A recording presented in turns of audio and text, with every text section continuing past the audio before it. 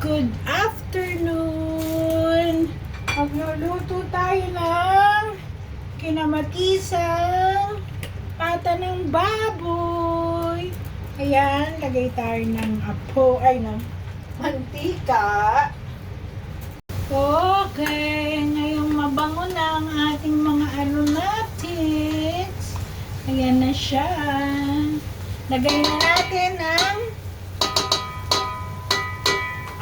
ating pata ng baboy. Ayan siya. Tingnan na natin ang ating pata. Ayan. Ay, naku po. Nagtatalsika na. Dapat. Ayan, nagisa na natin. Lalagay na natin ang kamatis. Ayan. Lalagay na natin ang kamatis. Natin. Wow! Maganda na. Lagyan natin siya ng patis. Ayan, ang ating pampalasa. Konti lang. Lagyan din natin ng black pepper. Konti lang. Pampalis siya ng lansa. Lalagyan natin ng labanos.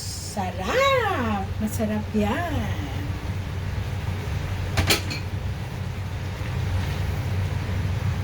Lalagyan natin siya ng ating pinaglagaan. Yan.